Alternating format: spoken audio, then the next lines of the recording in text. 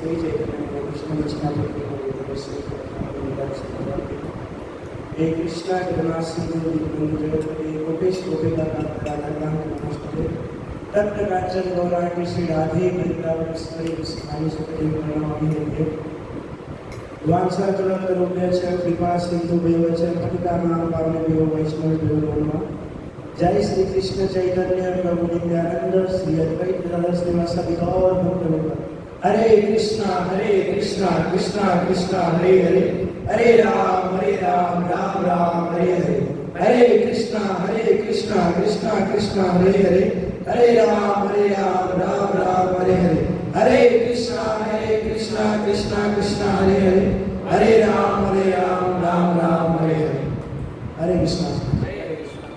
तो आप सभी का इस संजय यूथ क्लास में बहुत बहुत स्वागत है।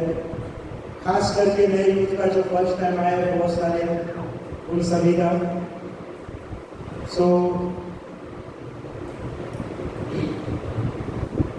बहुत दिन के बाद आज से हम फिर से वैष्णव कलाचार का क्लास स्टार्ट करेंगे, जो बहुत ही इम्पोर्टेंट क्लास है।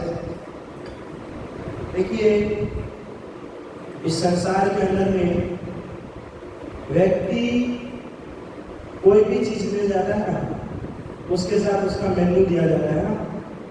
कोई मोबाइल फोन ले जाता है तो उसका मेन्यू रहता है, कैसे यूज करना है। वॉशिंग मशीन या कुछ भी वस्तु ले जाता है तो उसके साथ मेन्यू देता है। मेन्यू के जरिए उसको ये पता चलता है कि इसको किस तरीके से यूज करना है, कब उपयोग करना है, कितना उपयोग करना है, उसके बारे में बताया जाता है ना। तो जब उसके हिसाब से हम चलते हैं तो चीज को हम अच्छे से चला पा रहे हैं, है कि नहीं।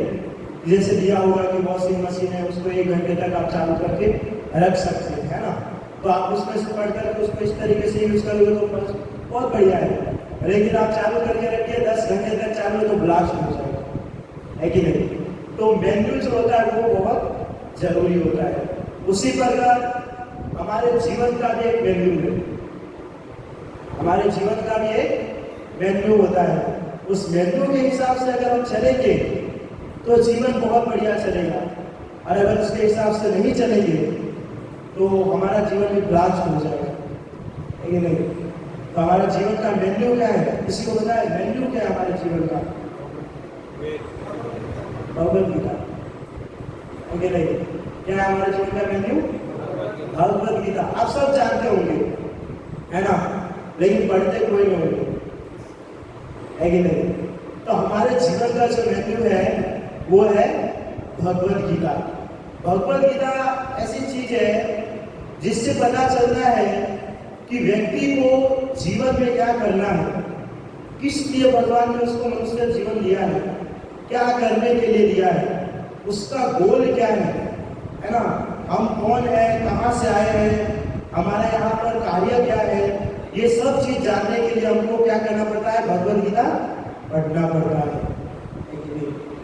लेकिन आज के जनरेशन के अंदर में किसी को भी शास्त्र के ऊपर ट्रस्ट नहीं है ना, अपने संस्कृति के ऊपर ट्रस्ट नहीं है। हम देखते हैं अदर कास्ट वाले जितना विरोध नहीं करते, उतना हमारे स्वयं हिंदू कास्ट वाले हमारा विरोध करते हैं। क्यों? क्योंकि हमको शास्त्र का ज्ञान नहीं है। सत्य है ना।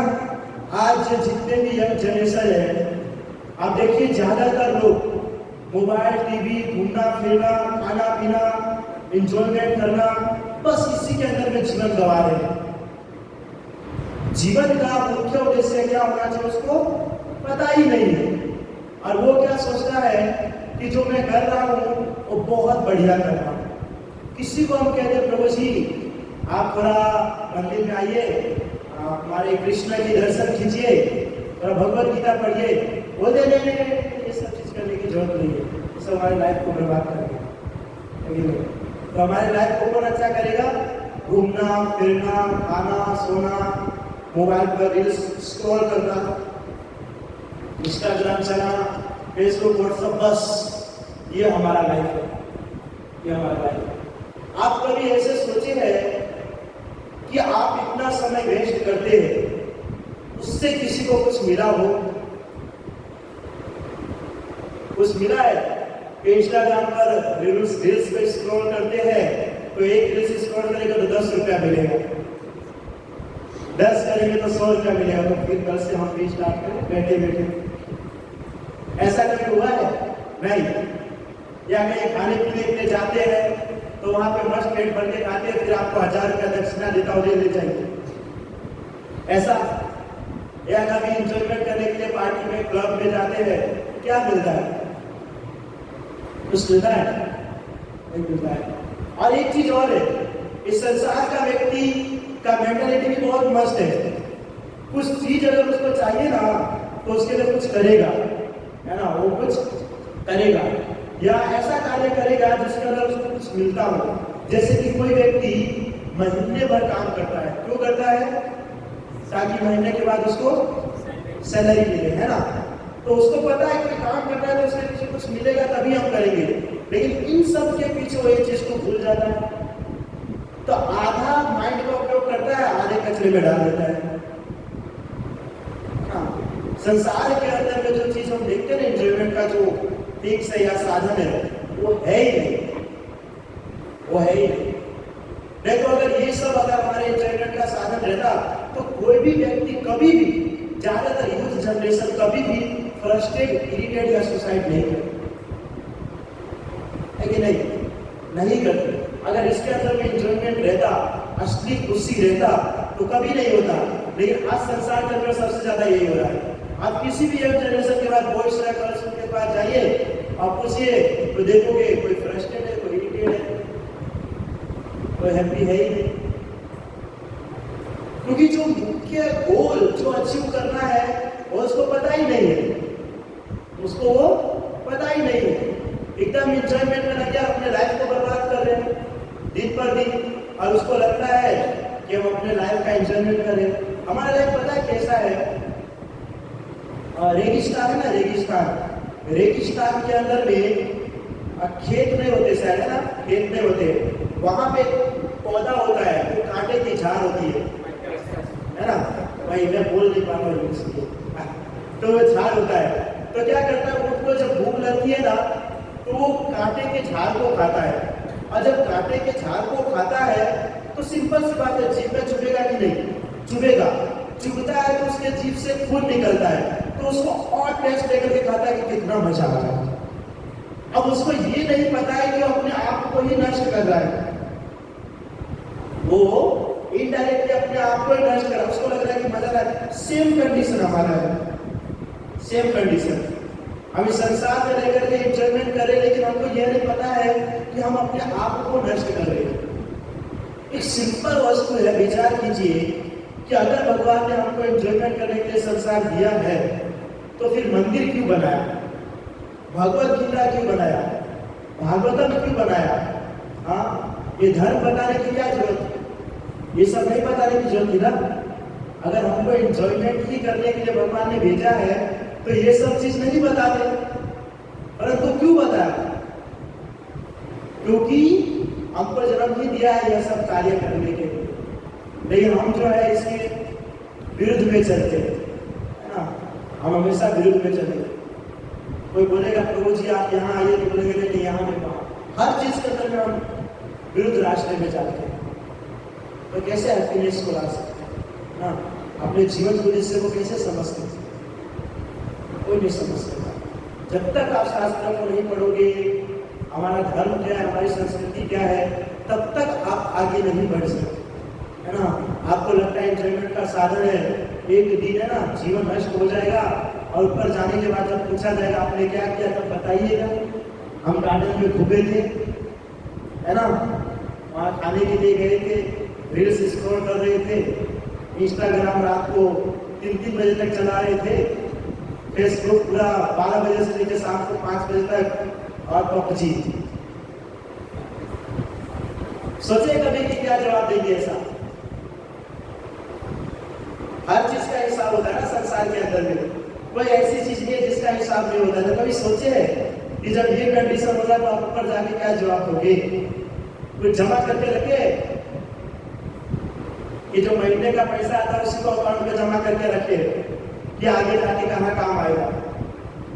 मरने के बाद जो चीज काम आएगा ना, उसको जमा करना जरूरी है ना, उसको जमा करना जरूरी है। आप इस जीवन के अंदर में जो चीज करते हो ना, वो सबका फल पर आपको भोगना पड़ता है। कभी कभी हम यंग जनरेशन को ये सब बात बताते हैं तो उसको बहुत लैंडी लगता है, ये सब फालतू चीज है ना। ऊपर को किसने देखा है ना, कि हाँ प्रभु जी वहां नरक लोग है या स्वर्ग लोग है, बोलना नहीं चाहिए। हमारे ओशो की फिलोसॉफी है, वो ऐसे ही बताते हैं कि जो व्यक्ति मर जाता है वो रिटर्न आता ही है, तो उसको कैसे पता चलेगा कि नरक क्या होता है। लेकिन ये बिल्कुल गलत फिलोसॉफी है ना, बिल्कुल गलत। आपने पूर्ण जन्म के बारे में सुना, पुनर्जन्म ऐसे करेंगे। बहुत बार क्या होता है, व्यक्ति जो है मर जाता है, उसके बाद वापस से वो यहाँ पर आता है, तो अगले जन्म के बारे में उसको पता रहता है, जो अगले जन्म में क्या थे, क्या नहीं, क्या कर रहे थे। बहुत सारे ऐसे केसेस तो ये होता है। तो क्या है कि हमको संचय करना चाहिए हमारा अच्छा कर, ताकि ऊपर में जाकर के कुछ जवाब दे सके। नहीं तो वहां पर जाकर के जब खड़े होंगे तो अच्छा कार्य क्या किया वो आपको बताने में ही तकलीफ होगा। बहुत बार हमारे यूथ के अंदर में एक नेचर होता है झूठ बोलना। वो बोल रहे कि हमने ये किया, वो किया, उसको गद्दी दिया, उसको सोना दिया, पैसा दिया। अच्छा बताइए क्या वहाँ पे स्क्रीन बहुत बड़ा ऐसा प्रोजेक्टर लगा रहता है। अगर आपने बोल दिया ना मिस्टेक से गलती, तो यहाँ पर ओपन किया जाएगा आपका जीवन चरित्र, है ना, पूरा जीवन चरित्र सुनो, क्यों जीवन चरित्र, आपने आज जीवन क्या किया, ये कहाँ से झूठ बोले, कहाँ से झूठ बोले। इसके लिए मनुष्य जीवन के उद्देश्य को प्रत्येक व्यक्ति को समझना जरूरी है। इस संसार के अंदर में कोई भी वस्तु के अंदर में कोई भी प्रकार का सुख नहीं है, चाहे वो कोई भी वस्तु हो, कोई भी वस्तु, कोई भी पुरुष हो स्त्री हो कुछ भी हो, किसी के अंदर में वो सुख क्या वो रस नहीं है जो भक्ति के अंदर में, जो भक्ति के अंदर में। आप देखिए हम बार बार कहते हैं कि जो व्यक्ति इस संसार के अंदर में फ्रस्ट्रेट होता है, इरिटेट होता है, ज्यादातर कहाँ जाता है वो मंदिर में आकर के भगवान के सामने बैठता है। क्यों बैठता है, क्यों बैठता है ना, उसको तो भगवान के ऊपर ट्रस्ट नहीं है, भगवान को मानना नहीं है, भगवत गीता को पढ़ना नहीं है, ये सब तो निराकार वालों का काम है ना, मायावादी का काम है। हम प्रभु जी क्यों पढ़ेंगे ये सब, भगवत गीता हमारे लिए थोड़ी है। भगवान ने अर्जुन को उपदेश दिया है, क्योंकि अर्जुन को पता नहीं चला था क्या करना चाहिए। अर्जुन डांटे थे क्या, बताइए कि अर्जुन के पास दिमाग नहीं था। इनडायरेक्टली उसके जरिए हम सभी को बताना चाहते हैं भगवान कि मनुष्य जीवन का उद्देश्य क्या है, क्यों आपको जीवन दिया गया है। बर्बाद करने के लिए नहीं दिया है, भगवान की भक्ति प्राप्त करने के लिए दिया है।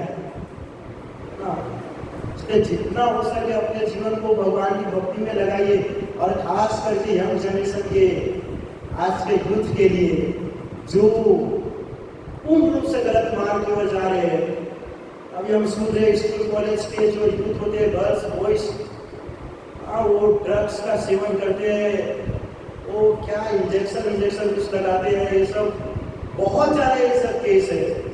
नशा करना, सिगरेट पीना, दारू शराब बियर ये सब पीना, और ये सब वो अपने लिए नहीं, लोगों को इम्प्रेस करने के लिए करते हैं। सबसे इंटेलिजेंट की बात ये, इंटेलिजेंट और खुशी की बात ये है कि लोगों को इम्प्रेस करने के लिए ये चीज करता है।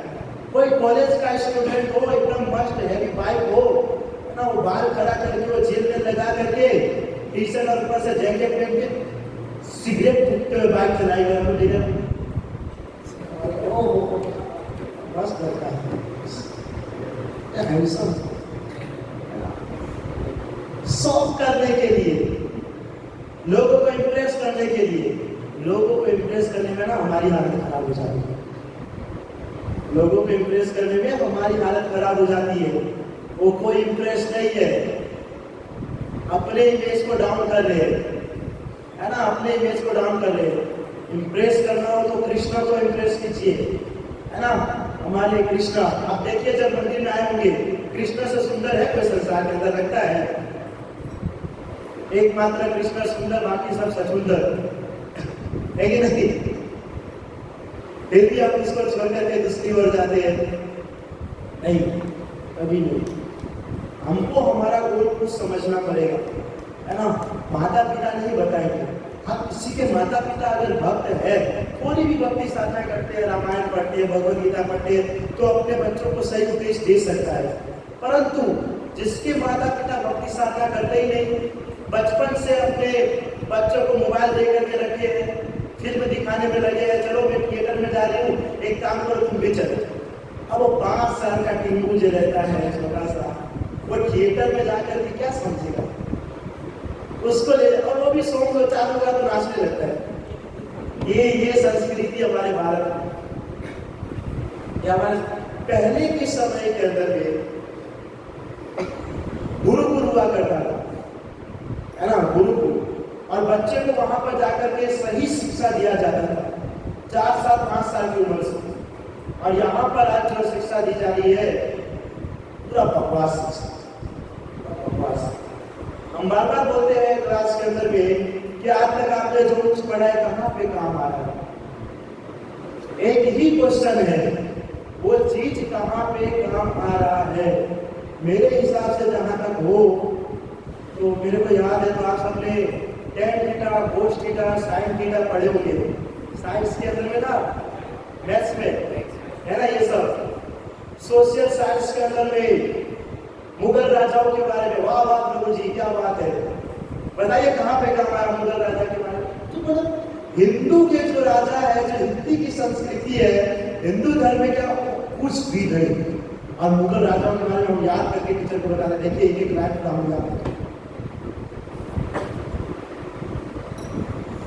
ऐसा नहीं है कि हमको स्टडी नहीं करना चाहिए, स्टडी नहीं करना चाहिए, ऐसा नहीं है, लेकिन मुख्य जो चीज है उसको साथ में लेकर के चलना चाहिए। आप देखोगे बहुत सारे स्टूडेंट ऐसे होते हैं जो जॉब भी करते हैं और साइड से कॉलेज भी करते हैं, बहुत सारे ऐसे यूथ होते हैं। तो वो कॉलेज भी कर रहे हैं और जॉब भी कर रहे हैं, पर मुख्य गोल क्या है? कॉलेज करना, बाकी जॉब तो साइड बिजनेस है कि नहीं?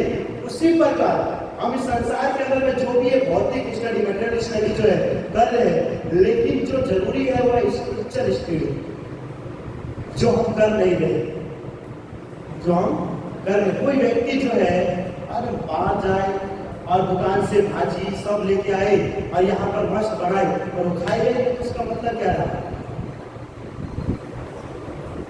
खाई गए तो उसका मतलब क्या रहा? कोई मतलब नहीं।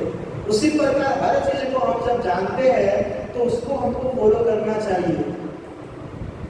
हम सबको भगवद गीता रीडिंग करना चाहिए, समझना चाहिए भगवद गीता क्या है ना?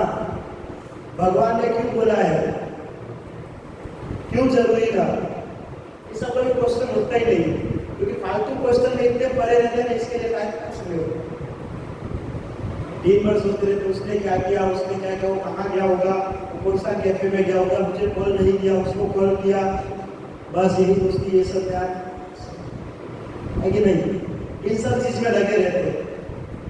ये सब चीज के बारे में कैसे पता चलता? इसलिए कंपलसरी यूथ जनरेशन को भगवद गीता पढ़ना चाहिए, कंपलसरी पढ़ना चाहिए अपने संस्कृति को जानने के लिए। आप अदर कास्ट के अंदर, अदर धर्म के अंदर में देखो कि छोटे छोटे बच्चे जो है ना, अपने पूरे शास्त्र को बोल देगा, है ना? बोल देगा, सच्ची बात। मोहम्मद मुस्लिम होता है ना, वहाँ पे जाइए, छोटे छोटे बच्चे से पूछिए, 5-5 साल के बच्चे पूरा कुरान याद करके बैठे हो, है ना? सभी को सब चीज पता है, लेकिन जब हमारे धर्म की बात आती है तो हमको तो ये भी नहीं पता चलता है कि हमारा मुख्य शास्त्र कौन सा है। जब सामने वाला बोलता है भगवद गीता, ओ भगवद गीता, आज तक सोए हुए थे और आगे भी सोए रहेंगे, क्योंकि हमको पता है हमको ये चीज में इंटरेस्ट नहीं है ना? आपको इस सब चीज में इंटरेस्ट नहीं है। संसार के लोगों को सिर्फ, मैं बोल रहा हूँ, इंजॉयमेंट ही चाहिए, इंटरटेनमेंट चाहिए, बस और कुछ भी नहीं। इंटरटेनमेंट होना चाहिए, इंजॉयमेंट होना चाहिए, बस यही हमारा जीवन है और कुछ यही पे करना। इसीलिए आज पहले के समय में देखो टीवी के अंदर में रामायण या महाभारत बताया जाता था, उसके अंदर में बहुत कुछ अच्छी चीजें बताई जाती थी। लेकिन आज जब टीवी सीरियल वालों को भी ये पता चला कि लोगों को एंटरटेनमेंट चाहिए, तो वो भी टीवी सीरियल के अंदर में रामायण महाभारत कुछ अलग ही ढंग से बताते हैं। वो भी कोई आया था, हनुमान जी रावण को कुछ बोलता है, कपड़ा तेरा लंका तेरा,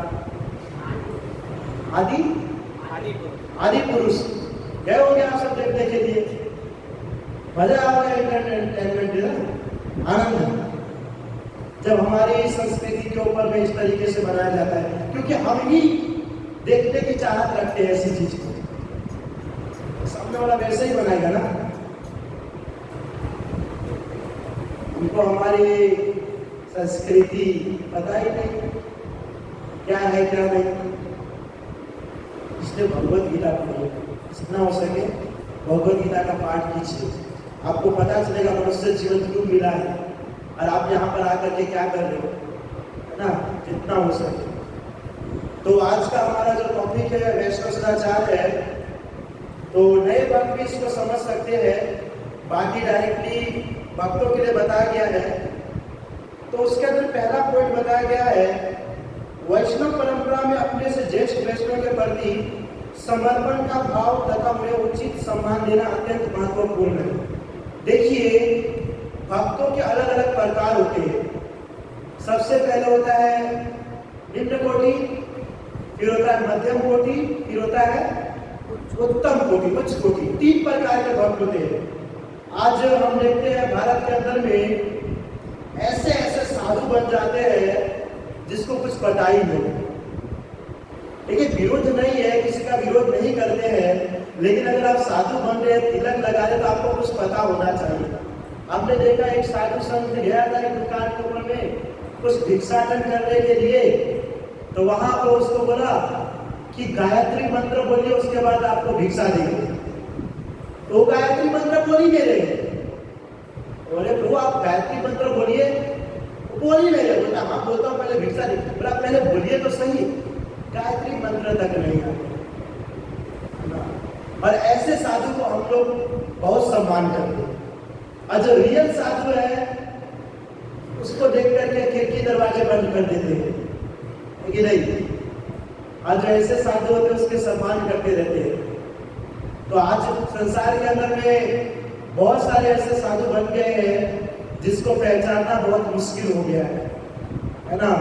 इसी के कारण जो भारत के लोग हैं वो साधु संतों के ऊपर भरोसा करना भी छोड़ दिया है, जहां तक मैं सोचता हूँ, क्योंकि ऐसे कुछ साधु के वजह से। लेकिन सब साधु एक जैसा नहीं होता है कि नहीं। हम सब बैठे है ना, हम सब एक ही क्लास में बैठे हैं, लेकिन सबका मेंटालिटी अलग अलग है ना, है कि नहीं। कोई फिजिकली यहाँ बैठा है, मेंटली कुछ और सोच रहा है कि कब क्लास खत्म होगा, कब जाऊंगा, या कोई यहाँ पर बैठा है कुछ और चल रहा होगा, अलग अलग चीज।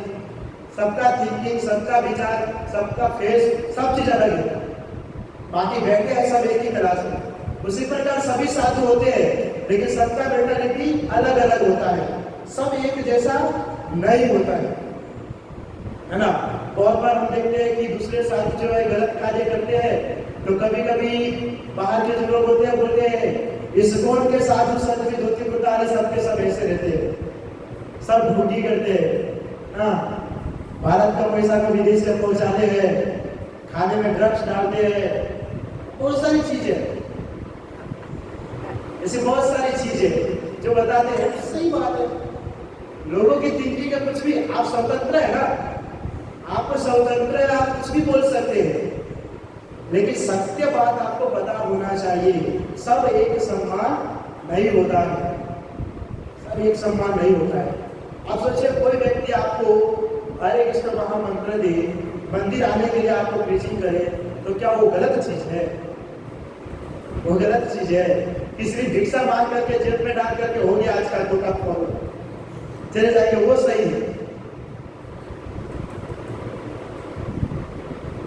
अब क्या अभी सही साधु के ऊपर में ज्यादा विरोध करते हैं, और फिर बेचारा सही साधु सही ज्ञान देने के लिए आता है, लेकिन आपके विरोध के कारण वो भी ज्ञान लेके वापस रिटर्न हो जाता है। यहाँ तक कि हम तो भगवान तक को नहीं छोड़े, शास्त्र की बात तो पूरी कर दो। भगवत गीता आपने पढ़े, एक श्लोका है, और जानती मां मूढ़ा मनुष्य तो मासिकम परम भावसिकम भगवान कहते हैं कि मैं मनुष्य जन्म लेकर के यहाँ पे आता हूँ, वो भी लोग हमारा रिस्पेक्ट नहीं करते, साधु तो कुछ बात, भगवान को हम नहीं समझ पाते। बाकी स्टेटस स्टोरी सब जगह हो, कृष्ण जन्माष्टमी, रियल कृष्ण, सखा सखी, बहुत सारा चीज है जो हम स्टोरी में रखते हैं, आज ये है वो है ये कृष्ण, लेकिन मानता कोई नहीं है ना। कॉलेज के अंदर में होगा, आज भगवत गीता सेमिनार है, 80-90% यूथ जो है इंस्टाग्राम पे स्टोरी रखेगा भगवत गीता का, सब भक्ति की दिन में जागृत हो जाता है पूरा एकदम, भगवत गीता ऐसे सब कुछ, और जैसे ही खत्म हुआ बस फिर से अब तेरे बिना वापस कंटिन्यू वही चीज स्टार्ट हो जाती है। सत्य चीज को समझना चाहिए, सत्य चीज को समझना चाहिए। संसार के अंदर में सत्य पुरुष, सत्य साधु मिलना बहुत मुश्किल है ना, बहुत मुश्किल है। आप उसको समझ नहीं सकते हो कि कैसा है कैसा नहीं है, उसके साथ टाइम स्पेंड करना पड़ता है ना, उनके बातों को सुनना पड़ता है, क्या कह रहा है, शास्त्र को बता रहा है कि नहीं, तब जाकर के आपको पता चलेगा कि वो सत्य साधु है। तो जो आपको सत्य मार्ग की ओर ले जाए वो गलत व्यक्ति नहीं हो सकता है। बहुत बार देखिए इस्कॉन के ऊपर में बहुत सारे लोग जो है विरोध करते हैं, है ना, और उससे क्या होता है कि यंग जनरेशन के जो स्टूडेंट होते हैं ना, इन सबका जो इफेक्ट है उनके ऊपर में पड़ता है। जब ऐसे लोग भाषण करते रहते इस तरीके से, तो वो भी समझते हैं कि हम भी जा रहे हैं मंदिर, ये लोग तो ऐसे है, भाई मंदिर जमा बंद कर हमें मूवी जुआ जसुई अपना माते हाथ उसको, और उसको बंद कर देते हैं। ये बिल्कुल गलत है। कोई भी चीज को पहले देखना चाहिए, समझना चाहिए, ये सही है या नहीं। अगर विचार कीजिए प्रभु आप सभी कि साधु संतों को अगर हम गलत समझेंगे तो हम अपने जीवन का उद्धार कहां से करेंगे, कहां से करेंगे। कोई कितना भी खराब यूथ हो, कितना भी खराब व्यक्ति हो, लेकिन एक साधु संत को देख करके थोड़ा बहुत उसके अंदर में रिस्पेक्ट की भाव आती है कि नहीं, आता है ना, थोड़ा बहुत तो आता है। लेकिन अगर उसका भी सम्मान करना छोड़ दिया तो कहां से लाएंगे। इसीलिए 3 प्रकार के जो साधु होते हैं, अलग अलग प्रकार के, मध्यम कोटि, उच्चतर कोटि और सबसे नीचे निम्न कोटि। तो निम्न कोटि के अंदर में ऐसे भक्त आते हैं जो मंदिर में आते हैं, 16 माला जप करते हैं, लेकिन फिर भी उसके अंदर में भौतिक इच्छा रहती है, फिर भी भौतिक इच्छा रहती है कि हम ये करेंगे, वो करेंगे, ऐसा करेंगे, वैसा करेंगे। भले 16 माला करें लेकिन परफेक्ट भक्ति साधना नहीं करता। मध्यम कोटि का होता है, वो 60 आउट करता है, उसका ज्ञान थोड़ा कृष्ण के ऊपर रहता है, पर कभी कभी ये भी रहता है थोड़ा बहुत हमको पोस्ट मिले, थोड़ा ऊपर जाए, है ना। थर्ड व्यक्ति जो होता है वो पूर्ण रूप से शरणागत होता है, वो कृष्ण के अलावा और किसी को नहीं देखता। मेरा भी सेम फिलोसॉफी है कि अगर सीरियसली आप सभी को भक्ति करना हो तो पूर्ण रूप से भक्ति करना चाहिए, अगर नहीं करना हो तो उसको छोड़ देना चाहिए, बीच में नहीं रखना चाहिए, बीच में नहीं रखना चाहिए। अब कोई व्यक्ति 10th के बोर्ड के एग्जाम में एक बार फेल हुआ, ठीक है, दूसरी बार अपनी 2 बार फेल हुआ, 3 बार, अब 10 बार फेल होगा तो क्या ऑफिस से जाएगा 11वीं बार में, वो छोड़ करके बैठ जाएगा कि रिकॉर्ड तो नहीं बनाएगा। आज मैं देख रहा था एक जगह पे रिकॉर्ड बना है, 10वीं बार बोर्ड के एग्जाम में फेल हुआ, अब 11वीं बार में पास हो गया तो ढोल नगाड़े बज गए कि पास हो गया। सो क्या है कि अगर भक्ति साधना करते हैं तो पूर्ण रूप से करना चाहिए, और अगर नहीं करना है तो छोड़ देना चाहिए, है ना। क्योंकि ऊपर में मैंने जैसे बताया कि बहुत सारे लोग हैं, वो नरक लोग भी है, जहां पर आप गलत काम करते हो वो आपको सजा दी जाती है। तो जो भक्ति नहीं करना चाहता या जो भगवत गीता नहीं पढ़ना चाहता, अपने जीवन का उद्देश्य को नहीं समझना चाहता, उसके लिए नरक लोग हैं स्पेशल, जहां पर उसको डंडे मार मार के याद दिलाया जाएगा मनुष्य जीवन का उद्देश्य क्या है, कृष्ण की प्राप्ति। तुमको क्यों भेजा था, बैक टू गॉड है, फिर से भगवत ध्यान रखो, तुमने क्या किया? आपके पास आंसर तो रहेगा क्या क्या किया, लेकिन नहीं। इसके लिए जितना हो सके उतना भक्ति साधना कीजिए, है ना। अपने लाइफ को स्पिरिचुअल बनाइए, मटेरियल नहीं। वहां पर कोई साथ देने वाला नहीं है, कोई पूछने वाला नहीं है। हमें सीरियसली कहूँ ना, इस संसार के अंदर में आपको किसी के लिए कुछ भी कर लो, कोई किसी को फर्क नहीं पड़ता है, किसी को फर्क नहीं पड़ता है, चाहे कोई भी हो, कोई भी। इसलिए अच्छा उपाय ये रहेगा कि भगवान ने अगर हमको मनुष्य जीवन दिया है तो अपने जीवन को भगवान के भक्ति में लगा दें। आप कभी थिंकिंग किए, कभी ऐसा सोचे हैं कि आपको कुत्ता, बिल्ली, शेर, बाघ, चीता भगवान ने नहीं बनाया? क्यों नहीं बनाया? बना सकते थे ना। आप कुछ स्पेशल थोड़ी है, क्यों नहीं बनाया? कोई बता सकता है? किसी के पास आंसर है कि भगवान ने आपको कुत्ता, बिल्ली, शेर, बाघ, चीता, गधा क्यों नहीं बनाया? क्या आप बोलते नहीं तो जा सकते हमारा है गधा, क्यों नहीं बनाया भगवान ने? क्योंकि भगवान की इच्छा थी कि आप मनुष्य जीवन प्राप्त करके आप वापस से भगवान के पास जा सकें।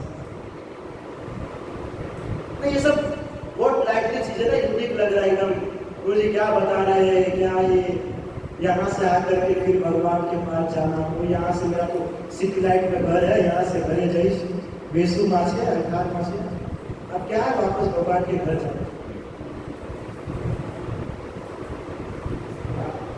हम सब जो है भगवान के संतान नहीं डाले, सब भगवान के अंश हैं। भगवान से ही हम आए हैं, वापस से भगवान के पास हमको जाना है। आपको तो देखिए, कुत्ता, बिल्ली जो होता है या पालतू प्राणी या पशु पक्षी जो होता है, वो अगर चाहेगा कि मैं मंदिर आऊं तो आ सकता है? हाँ या नहीं? नहीं आ सकता। अगर कोई बिल्ली सोचेगा राजापुर जहां बैठा है वहां पर बैठ करके मैं क्लास दूंगा, ये पॉसिबल है?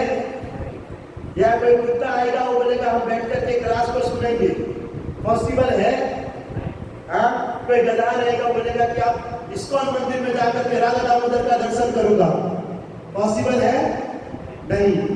लेकिन अगर आप सोचोगे कि मैं 16 माला करूंगा, पॉसिबल है? आप सोचोगे कि मैं राजापुर की जगह में बैठ करके क्लास लूंगा, पॉसिबल है? हाँ, आप सोचोगे मैं बैठ करके क्लास सुनूंगा, पॉसिबल है? मंदिर में दर्शन करूंगा, पॉसिबल है? आप में क्यों पॉसिबल है? आप में ही क्यों पॉसिबल है? सोचिए, आप ही हाँ हाँ बोल रहे हैं। आप में क्यों पॉसिबल है? वो पॉसिबल क्यों नहीं हो सकता? क्योंकि बनाया नहीं गया है, बनाया नहीं गया हमको। इसलिए जिस प्रकार गाय जो है वो घास के अलावा मांस नहीं खा सकती और शेर जो है मांस के अलावा घास नहीं खा सकता, उसी प्रकार हमको मनुष्य जीवन मिला है तो भगवान की भक्ति के अलावा और कुछ चीज कर ही नहीं सकते। ये सब हम सब कर सकते हैं, इसके लिए मनुष्य जीवन मिला है। लेकिन हम किसको फॉलो करते हैं? जंगली जानवर को। क्या करते हैं जंगली जानवर?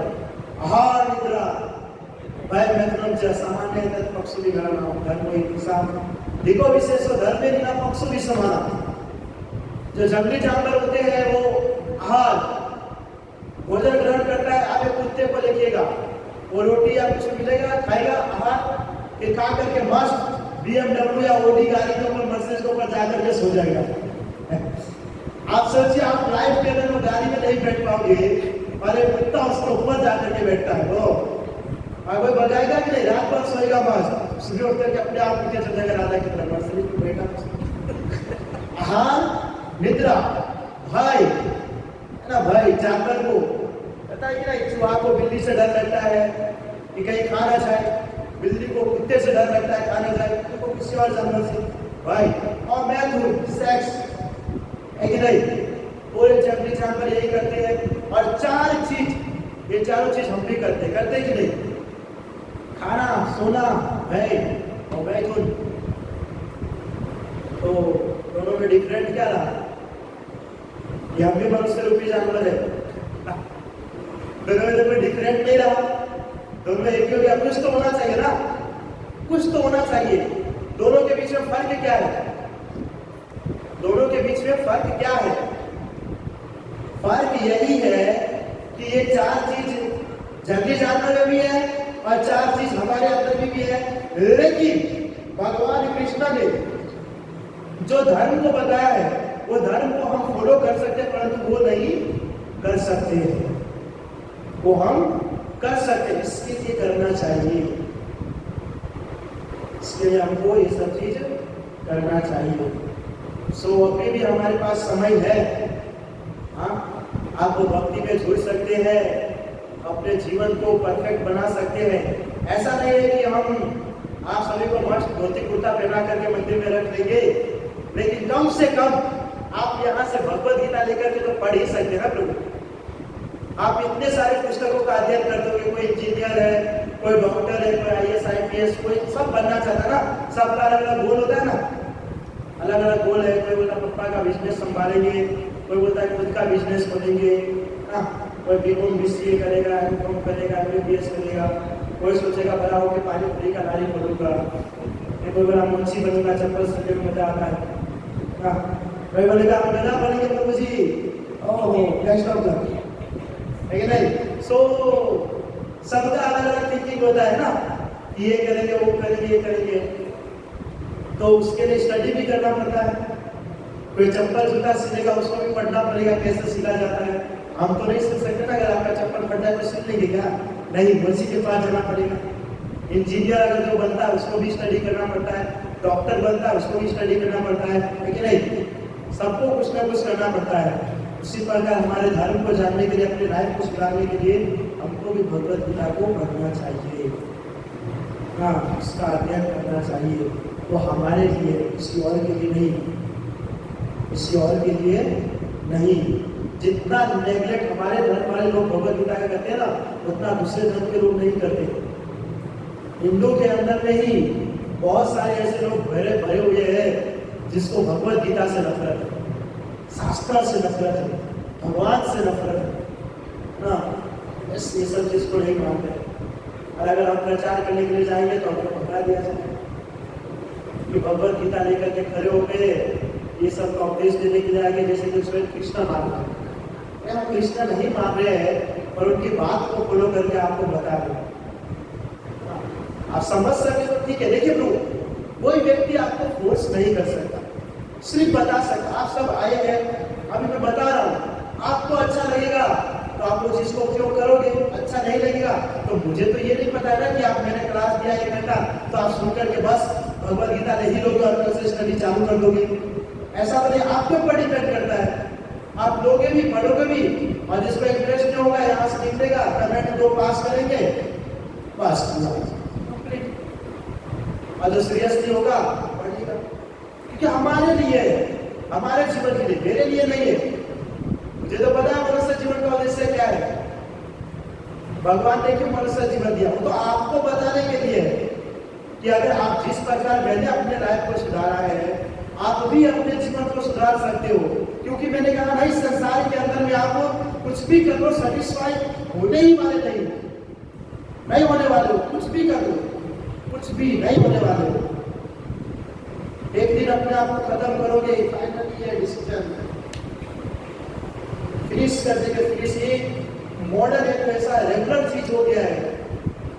कुछ ना हो तो एक ही रास्ता, कुछ ना हो तो एक ही रास्ता, पंखे पे लटकना, नदी में डूबना, जहर खाना ना, ये सब सीरियसली यंग जनरेशन के अंदर में, सब चीज के अंदर में। अच्छा मार्क्स नहीं आया तो बन नहीं पाया डॉक्टर इंजीनियर को, और गर्लफ्रेंड अगर छोड़ दिया तब तो पूरा जीवन ही नष्ट कर देंगे। जैसे वही हमारे जीवन का गोल था, उद्देश्य था उनको प्राप्त करना, 7 जन्म तक हम आपके साथ रहेंगे। ये जन्म मतलब पहला पार करी लो, 7 जन्म भूल निवास से कार्य हुआ से नेक्स्ट जन्म गधेरा बने, 7 जन्म गधेरी बने आगे कि हाँ 7 जन्म साथ देंगे। जो जन्म है उसको तो पहले सार्थक कीजिए।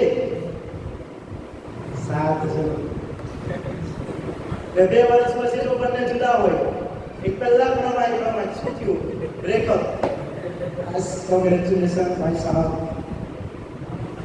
तो ये सब उद्देश्य नहीं है ना, ये सब उद्देश्य नहीं है। असली खुशी तो मैं समझूं ना कृष्ण भक्ति में है। अभी यहाँ आरती होगी प्रभु, अब आरती में देखिए 6:30 को इतने सारे यंग बॉयज गर्ल्स होंगे जो पीछे कीर्तन करेंगे भगवान के नाम। इतना आनंद आता है ना, बहुत आनंद आता है। असली आनंद इसमें है, ये संसार में नहीं है। संसार में किसी भी व्यक्ति को खुशी करने जाओगे कभी भी वो खुशी नहीं हो सकता है। ऊपर से आप ही दुखी होंगे, आप ही दुखी होंगे। मर जाओगे ना तो भी कहेगा तुमने मेरे लिए किया क्या? मैं मरी क्या, यही क्या, मर गया ना, जिंदा है तो भाई साहब बोलने के लिए शब्द ही नहीं रहेगा मुंह के अंदर। इसके लिए क्या है कि भगवत गीता है ना वो हमको हमारे जीवन को भी बताता है कि कैसे जीना चाहिए, क्या करना चाहिए, हमारा क्या कर्तव्य है, माता पिता के प्रति क्या कर्तव्य है, भाई बहन के प्रति क्या कर्तव्य है, घर में अगर हम रह रहे तो हमारा बड़ा लड़का है तो हमारा कर्तव्य क्या है। ये कर्तव्य को करके साइड में कृष्ण भक्ति साधना करना चाहिए। हमारे जीवन को चलाने वाला ये वैल्यू है सबसे बड़ा भगवत गीता ना, ये हमारे जीवन का वैल्यू है। मैंने कहा ना वैल्यू के बिना अगर कोई भी चीज को अपलोड करेंगे तो ज्यादा समय तक नहीं टिकता है ना। उसी प्रकार ये जो भगवत गीता रूपी वैल्यू है उसके बिना अगर जीवन को चलाएगा तो जीवन हमारा परफेक्ट नहीं है। परफेक्ट तरीके से चलाना है तो उस वैल्यू को निकाल करके पढ़ना पड़ेगा, तब जाकर के कुछ, वरना इस संसार के लोगों के जैसे ही रहोगे है ना।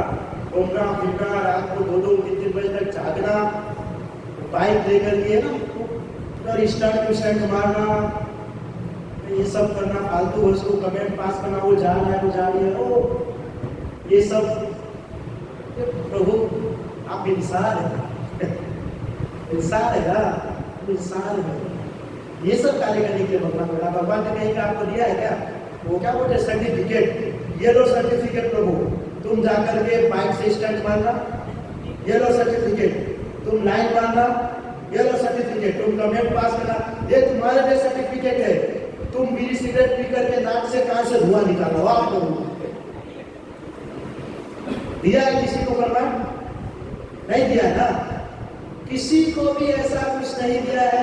लेकिन हम अपने आप से प्रमाण पत्र बना करके कार्य करना चालू कर देते हैं। हरि बोल, तारीफ करना चाहते हैं। ये सब जीवन नहीं है, ये सब जीवन नहीं है, ये सब जंगली जानवर की तरह जीवन है। हमको मनुष्य बनाया भगवान ने तो मनुष्य जैसा जीवन जिए, है ना। आप कभी सोचो आपके दादा दादी होंगे घर के अंदर में, उन सबका जीवन कभी देखो कितना सिंपल रहता है। कभी आप उनके पास पहली बार कि हम माता पिता का केयर नहीं करते, सीरियसली माता पिता का केयर नहीं करते, दादा दादी तो बहुत दूर की बात, माता पिता का केयर नहीं करते। तो सबको ऐसे पता ही नहीं कुछ क्या है क्या नहीं, कुछ पता ही नहीं, तो ये करेंगे ना जीवन भर गलत दोस्तों का संग, घूमना फिरना, एंजॉय करना, ये सब करना। तो कहाँ माता पिता, माता पिता का कोई व्यक्ति अगर केयर करता है कोई ना, तो वो जाकर के अपने दादा दादी का केयर करेगा, उनके पास कहीं बैठिएगा तो बताएंगे कि जीवन क्या होता है ना, वो असली उद्देश्य बताएंगे उसने अपने जीवन में क्या। बहुत सारे हमने पार्टी हमारे समाज के लेके जो दादा दादी होते धोती कुर्ता पहनते, अभी धोती पहन करके रहते हैं कि नहीं। आप देखिए अलग अलग, आप खुद इनडायरेक्टली विचार कीजिए, जितने भी धर्म के लोग हैं वो अपने कपड़े को या अपने शास्त्र को कभी नहीं छोड़ते। मैं जो कह रहा हूँ आप समझ रहे होंगे, है ना। अपने कोई भी कंट्री के अंदर चला जाए लेकिन अपने ड्रेस को पहन करके रखते हैं, अपने शास्त्र को मान करके। लेकिन हम नहीं, धोती कुर्ता पहनेंगे तो हमको बोलेगा साधु माना जाते हैं। ये धोती कुर्ता हमारी संस्कृति है। धोती कुर्ता वाला जो काम कर सकता, पैंट शर्ट वाला पंकी जींस वाला नहीं कर सकता। हर चीज में बढ़ाने वाला कौन है? धोती कुर्ता वाला ही है कि नहीं? कि पैंट शर्ट वाले स्वामी विवेकानंद, कृपाची, महात्मा गांधी, बहुत बड़े बड़े ऐसे जिसने बढ़ाया। क्या ये लोग कभी देखे वो जींस में पहन करके मस्त वो कोस्टा वाला बाल या 1 साइड 2 साइड कट करके हम देश को बचाएंगे। नहीं, ये सब नहीं है बिल्कुल, है ना।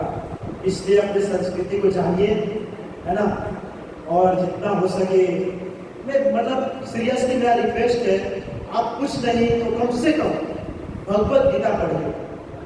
भगवत गीता पढ़िए तो कितना भी कुछ करें, पर 2 पेज पढ़ने में कुछ टाइम नहीं लगना ना पड़े, 10 मिनट के अंदर में आप 2 पेज पढ़ सकते हो। भगवत गीता को पढ़िए, आपको सीरियसली जीवन का उद्देश्य पता चलेगा, क्या है, आप कहाँ है, क्या कर रहे हैं। आपको सीरियसली यही पता चलेगा कि आप अपने समय को कितना बर्बाद कर रहे हो। ये तो मैं सिर्फ बोल रहा हूँ, आप सुन रहे हो, लाइन की है, लेकिन जब पढ़ोगे ना तब आपको सीरियसली ऐसा महसूस होगा, तब आपको पता चलेगा ना। इसलिए भगवत गीता को पढ़िए, ये मेन्यू है जीवन का, खुद भी पढ़िए और दूसरे को भी गाइड कीजिए, पढ़िए, है ना। ये मत गाइड कीजिए कि भाई ऊपर जाओ सोचा तुम भी चल मारिया, नहीं, ये अच्छी गाइडेंस नहीं है, ये गलत है। उसमें कैसा है, आप भी गंदा बनेंगे, उसको भी गंदा बना देंगे। अच्छा ये है कि खुद भी भगवत गीता पढ़ो और दूसरे को भी भगवत गीता का ज्ञान दो, है ना, ये सर्वश्रेष्ठ है, ठीक है। सो आई होप कि जो रेगुलर यूथ है और जो नए यूथ है, सो आप भगवत गीता रीड करेंगे। आपके ऊपर में ऐसा फोर्स नहीं है, परंतु आप अच्छे से जीवन समझना चाहते हैं तो आप उसको पढ़ सकते हो और जीवन जीने की कला को भी समझ सकते हो। सिर्फ की विदाई गौर प्रेमानंदे। किसी का कोई प्रश्न है तो प्रश्न कर सकता है, किसी भी वस्तु को लेकर के बोले। अभी आप लोगों का कुछ प्रश्न है, अभी लोग बताएंगे।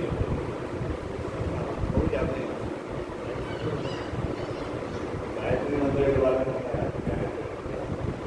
एग्जाम्पल दिया है, गायत्री मंत्र का हमारे जीवन में क्या महत्व है और उससे कौन हो सकता है, नहीं हो सकता है, ऐसा बताएं। देखिए, तो जिस प्रकार हरे कृष्ण महामंत्र जो है वो हमारे जीवन को तारने वाला मंत्र है, उसी प्रकार जो गायत्री मंत्र जो होता है वो भी हमारे जीवन के लिए बहुत ही उपयोगी है। लेकिन कब, बात ये भी है कब, हर समय नहीं। अब ऐसा नहीं है कि हमने सोच लिया तो जी हरे कृष्ण महामंत्र भी उपयोगी और गायत्री मंत्र भी उपयोगी है, तो एक बार हरे कृष्ण महामंत्र 108 बार, फिर दूसरी बार 108 बार ओम भूर्भुवस्सुः, नहीं। गायत्री मंत्र जो है वो उपयोगी है, क्योंकि श्रीमद् भागवतम के 10 कैंटों के अंदर में बताया गया है कि भगवान कृष्ण जो है सुबह उठ करके स्वयं भी गायत्री मंत्र का जाप किया करते थे। तो गायत्री मंत्र का जाप कौन कर सकता है? जो ब्राह्मण है, जो ब्राह्मण होता है ना, वो जन्म से नहीं तो कर्म से, जो कर्म से ब्राह्मण होता है। ऐसा नहीं जो जन्म से, तो बहुत सारे ब्राह्मण होते हैं, लेकिन आप उसके कार्य को देखिएगा, हरी बोल वीडियो है तो आप समझ जाएंगे। लेकिन जो कर्म करता है वो उसको ब्राह्मण कहा जाता है। तो ऐसे जो ब्राह्मण होते हैं, जैसे हमारे समाज के अंदर में हरि नाम दीक्षा होता है, ब्राह्मण दीक्षा होता है, इस संन्यास दीक्षा होता है, 3 प्रकार का दीक्षा होता है। हरि नाम दीक्षा के अंदर में महामंत्र दिया जाता है। जो ब्राह्मण दीक्षा होता है उसके अंदर में जनेऊ दिया जाता है और उसके अंदर मंत्र दिया जाता है। अलग प्रकार से 7-8 मंत्र होता है जो बताया नहीं जाता है, लेकिन सबसे पहला जो होता है वो गायत्री मंत्र होता है। तो उसको कंपल्सरी करना पड़ता है। गायत्री मंत्र करने से व्यक्ति जो है शुद्धता उसके अंदर में आती है, शुद्धता, है ना। और जब हम शुद्ध स्तर पर पहुंचेंगे तभी हमारी मेंटालिटी के अंदर में कचरा जो भरा हुआ वो बाहर निकलेगा, है ना। पानी भरा हो फिर भी नल चालू करके भरोगे तो पानी बाहर ही जाएगा, ठीक है ना। पहले से ही कचरा बुद्धि के अंदर भरा है और ये भी मेरा भी भेगा करोगे तो मेरा तो बाहर ही निकलेगा। उसके लिए क्या करना पड़ेगा? पहले कचरे को बाहर निकालना पड़ेगा, फिर इसके अंदर लिए जाएगा। तो क्या कि गायत्री मंत्र जो है व्यक्ति को शुद्ध भी करता है और ब्राह्मण दृष्टि जो भक्त होते हैं वो कंपल्सरी गायत्री मंत्र का उच्चारण करता है। मुझे पहले नहीं पता था तो मुझे किसी ने बुक दिया था वो गायत्री मंत्र लिख करके भरने के लिए, तो आधा जितना मैंने भरा था फिर उनको दे दिया, तो उसने मुझे एक पानी का बोतल दिया, बहुत पहले की बात है। सो गायत्री मंत्र शुद्ध है। मतलब ये जो रिक्शा नहीं हुई तो नहीं बोल सकते नहीं, जिसका दीक्षा नहीं हुआ या हरिनाम दीक्षा है वो भी नहीं। जो ब्राह्मण दीक्षित है, जो ब्राह्मण है, वही जो है इसका। आजकल जब हम लोग दुकान में जाते हैं तो है ना, जो गायत्री मंत्र का साउंड लगा होता है, मैंने ऐसा भी सुना है कि हमें ना सुन भी नहीं सकते। वो माइक से तो मैंने ऐसा सुना है कि ये जो गायत्री मंत्र है ना, सुन भी नहीं सकते क्योंकि हमारे अंदर कोई सुनना नहीं है। तो मैंने सुना था, किसी वीडियो में देखा था, लेकिन मुझे याद नहीं है। परंतु प्रभु अभी ऐसा कंडीशन है कि व्यक्ति कहाँ अपने रूल्स को समझ पा रहे। किसी को ये नहीं पता कि मैं वैश्य हूँ, शूद्र हूँ, क्षत्रिय हूँ कि ब्राह्मण हूँ। जब ये चार चीज किसी को पता रहेगा तो उसके हिसाब से कार्य करेगा ना। आज शूद्र को ही नहीं पता कि मैं शूद्र हूँ, शूद्र समझता है कि मैं ब्राह्मण हूँ तो गायत्री मंत्र स्टार्ट कर देता है। ब्राह्मण को नहीं पता चलता मैं ब्राह्मण हूँ तो पोछा लगाने लगते हैं। क्षत्रिय को नहीं पता चलता मैं क्षत्रिय हूँ, युद्ध करूंगा तो व्यापार करने लगता है। व्यापारी को भी लगता है कि मैं ब्राह्मण हूँ। तो जो चार वर्ण है वो किसी को पता ही नहीं संसार के अंदर, किसी को नहीं है ना, किसी को नहीं। ब्राह्मण, क्षत्रिय, वैश्य, शूद्र अगर पूछे किसी से तो ये क्या होता है प्रोफेसर, आपको तुम्हें मौका नहीं पता कि तुम ब्राह्मण हो या वैसे। जब किसी को कुछ पता नहीं तो यही करेगा। किसी को अगर रूल्स पता होगा तो वो अच्छे से कोई डिश को तैयार करके खाएगा। अब जिसको पता ही नहीं वो खिचड़ी बना करके रखेगा। हाँ, कैसे का भी नाको, बट्टा का भी नाको, बदू नाकी दो, बस खिचड़ी बना दो। ये कंडीशन हो गई, ठीक है। आप बोलिए। जैसे आपने बताया बहुत लोग अभी एंजॉयमेंट में ही है। बहुत सारे कुछ ऐसे बच्चे भी होते हैं जो रीड करते हैं भागवत गीता, पर वो लोग अलग तरीके से रीड करते हैं। बोलते हैं कि मैं अच्छा कर्म करता हूँ, मुझे काम समझता है, मैं किसी का बुरा नहीं करता, पर मैं इंजॉय भी करता हूँ। जैसे पिक्चर देखने जाते हैं या फिर गर्लफ्रेंड के साथ, ये सब मतलब इंजॉय करते हैं, पर बाकी साधना भी नहीं करते और किसी का बुरा भी नहीं करते। तो क्या वो लोग भी नरक ही जाएंगे? नहीं, वो देखिए इसका अलग अलग विषय। जो व्यक्ति जीवन भर अच्छा कर्म करता है, भक्ति नहीं करता, ऐसा व्यक्ति जो है स्वर्ग लोक में जाता है। ऐसा व्यक्ति स्वर्ग में जाता है। और अगर उसने 50% अच्छा कर दिया, 50 खराब भी किया है तो पहले वो भुगता है, फिर जाकर के वो भुगता है, या पहले वो भुगता है वो। तो ऐसा व्यक्ति क्या होता है, स्वर्ग में जाता है और स्वर्ग में जाकर के एकदम भुगतवा स्वर्ग लोकम विशालम सीधे पुण्य मतम लोकम विसंति। जब तक उसका पुण्य अच्छा रहता है, जैसे कि संसार के अंदर हम देखते हैं, कोई किसी व्यक्ति को भगवत गीता का ज्ञान नहीं देगा, है ना। कोई बैठा रहेगा, भूखा रहेगा तो उसको अनाज देगा, प्यासा रहेगा पानी देगा, किसी को खाने के लिए कुछ नहीं है तो पैसा दे देगा, किसी को कंबल दे देगा, कुछ ना कुछ वस्तु देता है। कोई मंदिर बना देता है, कोई धर्मशाला बना देता है, कोई स्कूल बना देता है, कोई कॉलेज। तो ऐसा व्यक्ति जो होता है और एंजॉय भी करता रहता है पर गलत नहीं करता होगा, तो ये व्यक्ति सब के सब स्वर्ग लोक को जाते हैं और वहां पर जाकर के पुण्य जब नष्ट होता है तो वापस नीचे गिरता है, वापस नीचे। इसीलिए भक्त को क्या होता है, भक्त क्या सोचता है हमेशा कि डायरेक्ट कृष्ण के पास जाना, बोलो वृंदावन का। क्योंकि वहां पे जब कोई व्यक्ति पहुंचता है तो वहां से कोई भी व्यक्ति नीचे नहीं आता। कि कोई भी ब्रह्मांड में जाए वहां से वापस नीचे आना ही है कंपल्सरी। सो सर्वश्रेष्ठ यही है कि भक्ति करना, है ना। बाकी बहुत सारे योग है ना, ज्ञान योग, धर्म योग, कर्म योग, भक्ति योग। सर्वश्रेष्ठ योग कौन सा बताया? भक्ति योग सर्वश्रेष्ठ है ना, ये करना चाहिए। गोलोक वृंदावन का भागवत गीता में वर्णन हुआ। देखिए वैसे इनडायरेक्टली तो बताया गया है भगवद गीता 15.6 नंबर श्लोक में शायद, नतत भाषते सूर्य साथ पर पावक यत गतवन देते तद्धाम परम। उसके अंदर बताया गया है कि जो व्यक्ति मेरे धाम को आता है वो वापस वहां से कभी नीचे नहीं जाता है। 15.6 नंबर है शायद, 6 है ना, हाँ 15.6 नंबर श्लोक है, उसके अंदर वर्णन किया गया भगवान कृष्ण स्वयं। बोले ब्रो, हरे कृष्णा। बोले ब्रो। जी हमको भागवत गीता किस पर्पस से पढ़ना चाहिए? अपने ज्ञान को बढ़ाने के लिए या भक्ति में फोकस करने के लिए? देखिए वो भगवत गीता जो है पढ़ने का मतलब है कि हमारे पूर्ण संपूर्ण जीवन का चरित्र उसके अंदर में आ जाता है। ऐसा नहीं है कोई भक्ति को बढ़ाने के लिए, कोई कर्म योग को बढ़ाने के लिए, कोई ज्ञान योग को बढ़ाने के लिए। भगवद गीता के अंदर में हर चीज आ जाता है। भगवद गीता को पढ़ोगे तो आप, अगर आपका कुछ उद्देश्य भी होगा ना, तो आप उद्देश्य से बाहर हो जाओगे और पूर्ण से भक्ति में लग जाओगे। ऐसा जरूरी नहीं है। हाँ, लेकिन वही भगवद गीता को कोई मायावादी हो, निराकारवादी, जो भगवद गीता को नहीं मानता है, जो विरुद्ध में करे, वो उसके एक एक श्लोक का है ना अर्थ का अनर्थ करके बताते हैं। बहुत सारे ऐसे लोग हैं जो अर्थ का अनर्थ करके बताते हैं, लेकिन जो सही ढंग से उसको पढ़ता है, उसको सीरियसली पता चलता है कि भगवद गीता का उद्देश्य क्या है। आपका कोई भी उद्देश्य हो, लेकिन भगवद गीता पढ़ने के बाद आपको एक ही चीज पता चलेगा कि हम भगवान के हैं, भगवान हमारे हैं, हम भगवान के पास से आए, वापस रिटर्न बैक टू ऑर्डिनरी भगवान के पास जाना है। और भगवद गीता मैंने देखा है बहुत सारे अलग अलग प्रकार की, बहुत सारे भगवद गीता है, और लोग जो है आज के जनरेशन के अंदर में पढ़ना नहीं चाहते, बहुत लेजी। ऑल पीपल्स, इतना 99% जो लोग हैं ना लेजी है।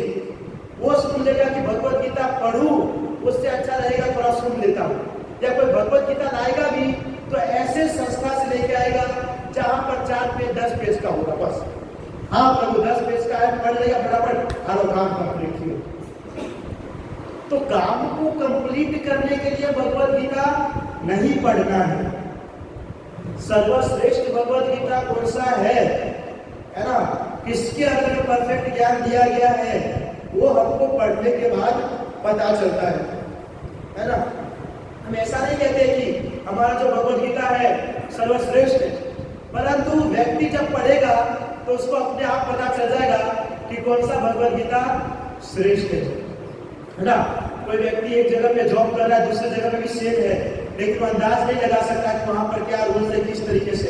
लेकिन जब वहां पे वो जाएगा तब जाके उसको पता चलेगा। उसी प्रकार दूसरे धर्म का है या ये धर्म का, जितने भी जिसने अपने मन गढ़ंत ढंग से जिसने भी लिखे हैं, कोई भी भगवद गीता हो है ना, कोई भी, अगर जब उसको जाके व्यक्ति पढ़ेगा तब उसको पता चलेगा कि परफेक्ट भगवद गीता क्या कौन सा है। जैसे ना हम स्कूल में पढ़ते थे तो नवनीत की पुस्तक आती थी, विकास का आता था, प्रकाश का आता था, इस सब में से किसी एक को चेक किया जाता था। क्या बोलते हैं, सीपी है ना, स्कूल के अंदर में लगता है, 2 लगता है, सीबीएसई है ना। तो ये सब चॉइस करता है, एनसीईआरटी ये सब चॉइस करता है कि परफेक्ट पुस्तक कौन सा है। उसी प्रकार तो भगवद गीता जो है प्रभु, वो आप किसी भी उद्देश्य से पढ़ोगे, लेकिन लास्ट के अंदर में जो हमारे प्रभुपाद ने लिखे हैं, लास्ट के अंदर में तो आपको भक्ति मिलेगा। भले आप व्यवसाय के हिसाब से देखो है ना, कि तर्क वितर्क करके किसी को पराजित करने के हिसाब से सोचिए कि हमने 18 अध्याय का श्लोक ग्रहण कर लिया, आओ मेरे पास, देखता हूँ कि तुम कौन हो मैं कौन हूँ। किसी भी ढंग से पढ़िए, आपको लास्ट में भक्ति मिलेगा, क्योंकि इस भगवद गीता के अंदर पहले अध्याय से लेकर के लास्ट अध्याय तक भक्ति ही भक्ति है, भक्ति ही भक्ति। उसके जैसे कि कोई नया देश हो, उस देश के अंदर में जाओ तो वहां पर जाओगे तो सिर्फ रस ही रस डूब जाएगा उस रस के अंदर से। भगवद गीता के अंदर बिल्कुल भक्ति भक्ति भक्ति और एकदम सरल, मैं आसानी से समझ मैं मुझे सिर्फ है भक्ति का। हाँ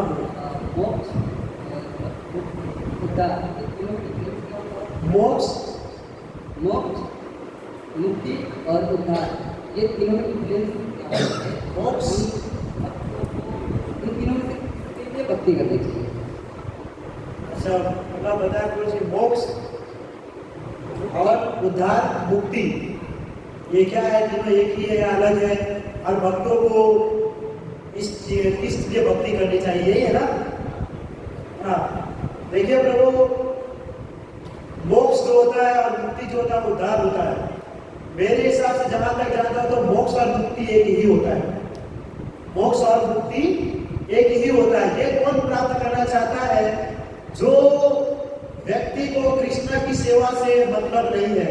हम आज भी डिस्कशन करेंगे, जिस व्यक्ति को कृष्ण की सेवा नहीं करनी है, सिर्फ कृष्ण के धाम से मतलब है। जैसे संसार के अंदर बहुत सारे व्यक्ति है, कोई जॉब पे जाता है तो उसको काम से मतलब नहीं रहता है, उसको पैसे से मतलब रहता है। आप किसी को काम से मतलब नहीं, काम अच्छे से करूंगा तो पैसा भी अच्छा आएगा, तो सेठ का भी होगा, हमारा भी होगा। उसी प्रकार बहुत सारे व्यक्ति जो सोचते हैं कि मोक्ष और मुक्ति का अर्थ होता है कि डायरेक्ट मतलब कि भगवान के धाम जाना, है ना। लेकिन उद्धार का अर्थ होता है जो भगवान के द्वारा किया जाता है। मोक्ष और मुक्ति जो है वो हमारे हाथ में। आप अच्छे से सब कुछ कीजिए, सब कीजिए, अपने आपने अच्छा भक्ति साधना किया तो भगवान जो है आपको मोक्ष की प्राप्त कर देंगे, मुक्ति की प्राप्त कर देंगे। लेकिन जो उद्धार जो होता है, उद्धार का अर्थ होता है कि भगवान कृष्ण जो है डायरेक्ट आपको अपने धाम में बुला लेते हैं, डायरेक्ट अपने धाम में बुला लेते हैं जहां पर साक्षात रूप से विराजित होता है। परंतु जो भक्त होता है, भक्त को न मोक्ष से मतलब है, न मुक्ति से मतलब है, न उद्धार से मतलब है ना। क्योंकि भक्त जो भक्ति करता है ना, उसके अंदर में कोई आशा नहीं होता है ना, उसके अंदर कोई स्वार्थ नहीं होता है। उसकी जो भक्ति होती है निस्वार्थ भक्ति होती है, निस्वार्थ, उसके अंदर में कोई प्रकार का स्वार्थ होता है। भक्त जब भक्ति करता है तो एक यूं जैसे उसका होता है कृष्ण के चरणों में अपने मन को लगाना, और यहाँ पर भी और भगवान के पास जाने के बाद भी कृष्ण के चरणों में सेवा करना, बस। और उसको बैकवर्ड या गोलोक से कोई मतलब नहीं। इच्छा रहती है लेकिन मुख्य जो इच्छा रहता है वो भगवान की सेवा करना। आप देखिए नरसिंह मेहता, जब भगवान कृष्ण आए थे उनको लेने के लिए, तो नरसिंह मेहता पूछते वहां पे भजन भक्ति कर पाएंगे? बोले नहीं। तो बोला कि एक काम कीजिए, मुझे यही रहना, नहीं जाना, मुझे कोई मोक्ष मुक्ति उद्धार नहीं चाहिए, जहां पे कृष्ण का नाम हो वहीं पे बैठी। ये भी भगवान लेकर के गए, बैठा कर हाल भाई समय नहीं हुई से। तो क्या है कि जो भक्त होते हैं वो मोक्ष मुक्ति और उद्धार के अंदर में कभी भी पड़ते नहीं है। और ये सब चीज जो है भगवान के हाथों में ही है। आप कितना भक्ति करते कितना नहीं करते हैं वो आपको पता है। आप सोचोगे कि हाँ मैंने इतना भक्ति कर लिया है, अब मोक्ष प्राप्त हो जाएगा, मुक्ति प्राप्त हो जाएगा, हमारा उद्धार हो जाएगा। लेकिन कृष्ण के ऊपर डिपेंड करता है कि आपने किस प्रकार से भक्ति किए हैं, है ना। क्वेश्चन है मेरा, हाँ, मुक्ति पाने के बाद वापस आ सकते हैं? देखिए प्रभु, कोई व्यक्ति अगर मुक्ति को प्राप्त कर लेता है यानी डायरेक्टली कृष्ण के धाम में जाता है तो वापस नहीं आता। अभी जस्ट हमने चर्चा किया 15.6 नंबर श्लोक, है ना। उसके अंदर बताया गया है न तत् धाम परम हो, कि जो व्यक्ति मेरे धाम में आता है वो व्यक्ति जो है कभी भी वहां से नीचे नहीं गिरता, कभी भी नहीं, कभी नहीं। लेकिन सबसे पहली बात यह है कि भक्तों को मुक्ति या मोक्ष की इच्छा तो रखनी ही नहीं चाहिए, या ये सब चीज के बारे में सोचना ही नहीं चाहिए। ये प्रश्न हो सकता है कि हम भगवान के पास जाएंगे तो वापस लौट के आ सकते हैं, ये ठीक है, लेकिन मुक्ति या मोक्ष नहीं। ओके, ठीक है। तो जो भगवान धाम जाता है वो वापस रिटर्न नहीं आता। हरे कृष्ण। प्रश्न था कि आपने जैसा ब्राह्मण के बारे में बताया, उसमें जो जन्म से ब्राह्मण है कर्म से जो नहीं है, जैसे कि वो नॉनवेज भी खाते हैं और वेदों का अध्ययन नहीं करते, भगवान को भी उसको ऐसे भी नहीं मानते, तो क्या उसको भी भगवत प्राप्ति होती है? नहीं, तो देखिए वैसे भगवान ने कहा है कि मुझे ब्राह्मण बहुत प्रिय है। आप तो जब बेंगलुरु में देखोगे जय विजय की स्टोरी, तो जय विजय जो है जब आए थे तो नहीं, जय विजय तो वहां पर रक्षा कर रहे थे। तो जब वो 4 कुमार जब आए थे तो जय विजय के साथ जब बातचीत की तो 4 कुमार ब्राह्मण थे। तो जय विजय के अंदर उसके अंदर कुछ भी मिस्टेक नहीं थी, लेकिन ब्राह्मण ने अगर उसको श्राप दे दिया तो यानी कि भगवान ने भी उसको चेंज नहीं किया। इनडायरेक्टली जो है भगवान कृष्ण को ब्राह्मण जो है बहुत पसंद है। तो ब्राह्मण को ये पता है कि मेरी बहुत कीमत है। जैसे डायमंड को पता है कि मैं गोल्ड से भी ऊपर, सिल्वर से भी ऊपर हूँ, मेरा एकदम हाई लेवल पहचान है। तो इसी प्रकार ब्राह्मण को भी पता होता है कि मेरे बराबरी कोई नहीं है। परंतु ब्राह्मण होने के बाद अगर वो कर्म ब्राह्मण का नहीं करता तो शूद्र के समान है, और ऐसा व्यक्ति जो है कभी भगवत धाम नहीं जा सकता, कभी नहीं जा सकता, पॉसिबल ही नहीं। क्योंकि जो चीज अगर हमको दिया है, अभी जैसे देखिए कि भगवान ने हमको शाकाहारी भोजन दिया है, आपको शाकाहारी भोजन में कितने सारे चीजें ये सब चीजें, लेकिन फिर भी नॉनवेज खा रहे हैं, फिर भी अगर नॉनवेज खा रहे हैं तो 100% नरक में हो जाओगे। 100% गारंटी है, भले आप मानो या ना मानो, एक्सेप्ट करो या नहीं करो, जाना है यानी कि जाना ही है ना। आप यहाँ पर बैठे हो, बाहर क्या हो रहा है आपको नहीं पता, इसका मतलब ये नहीं कि बाहर कुछ नहीं हो रहा है ना। इसलिए आप यहाँ पर सब कुछ करो, तो ऊपर का आपने नहीं देखा, इसका मतलब ये नहीं कि ऊपर नहीं है। सो ब्राह्मण होकर के किस तरह का कार्य करेगा तो भगवान नाम नहीं जा सकता, और ऐसा ब्राह्मण क्लियर नहीं होता भगवान। वो एक और प्रश्न था आपका, जैसे 3 भाग बताया भक्ति है, निम्न कोटि, मध्यम कोटि और उच्चतर। तो निम्न कोटि में जो बोलते हैं वो फूलमाला करते हैं, मंदिर आते दर्शन करते हैं, पीटी उनका भौतिक जगत में सब रहता है। अगर उनको एहसास होता है कि ये भक्ति नहीं है, उसके ऊपर जो असली भक्ति है वो करनी है, अगर वो सब भौतिक चीज़ें फिर वो सब चीज़ों को छोड़ के अगर उसके ऊपर जाना चाहे और शायद चला भी जाए, तो क्या निम्न कोटि में उसने जो पाप किए वो भी उसको मिलेंगे? मैं तो पहली बात तो ये है कि कोई भी व्यक्ति कृष्ण भक्ति में आता है तो उसका संपूर्ण पाप ऐसे ही नष्ट हो जाता है।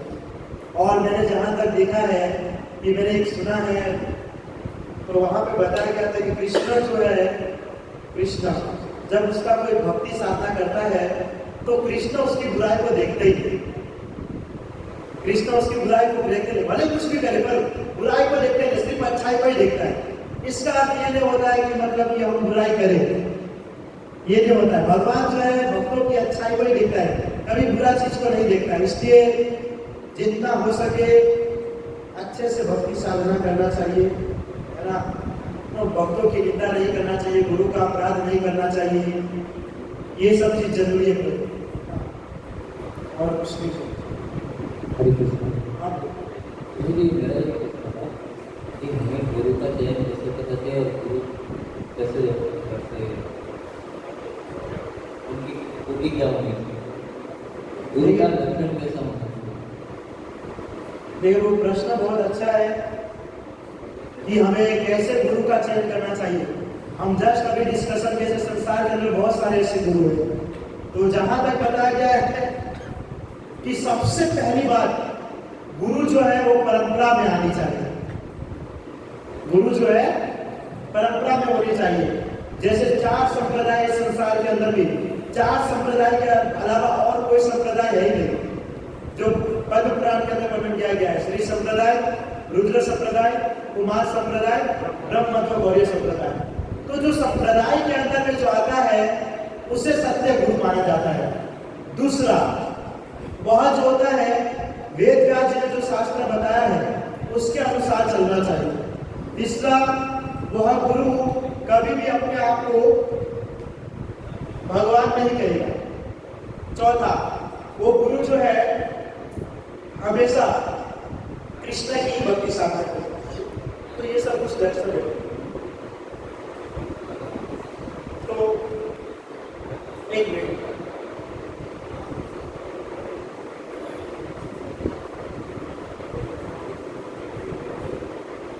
तो ऐसे गुरु का हम चयन कर सकते हैं, ठीक है। और सबसे बड़ी बात ये भी है कि आपको उसके बारे में पढ़ना भी चाहिए, जानना भी चाहिए। जितना आप गुरु के बारे में सुनोगे तो आपकी भक्ति श्रद्धा बढ़ेगी।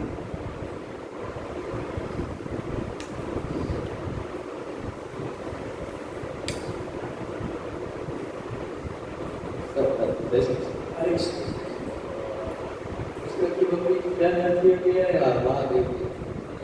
कृष्ण की भक्ति महादेव या महादेव की भक्ति?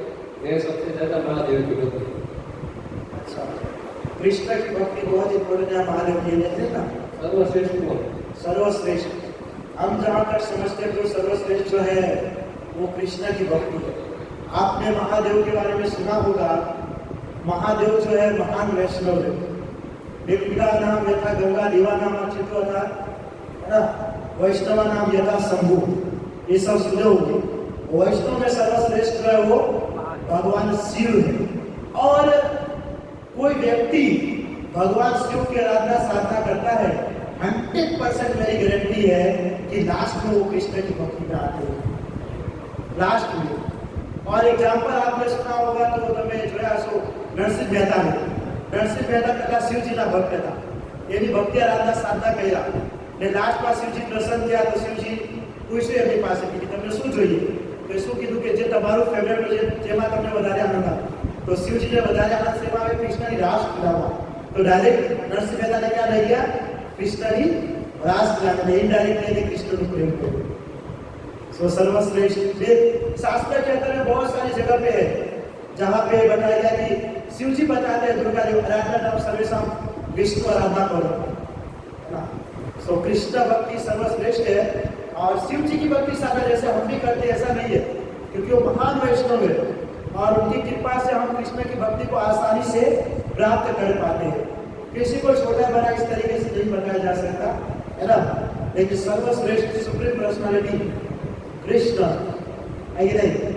आप देखोगे कि भगवान कृष्ण ने जब यहाँ पर जन्म लिया तो शिव जी पहले आए तो उनका दर्शन मिले. क्या वो भजन सुनकर नगर में जोगी आया ना, वो आपने सुना. उसके बाद भगवान शिव जो है भस्मासुर, जब भगवान शिव ने उसको वरदान दिया तो भस्मासुर भगवान शिव के ऊपर ही हाथ रख उनको हरिबोल करने वाले थे.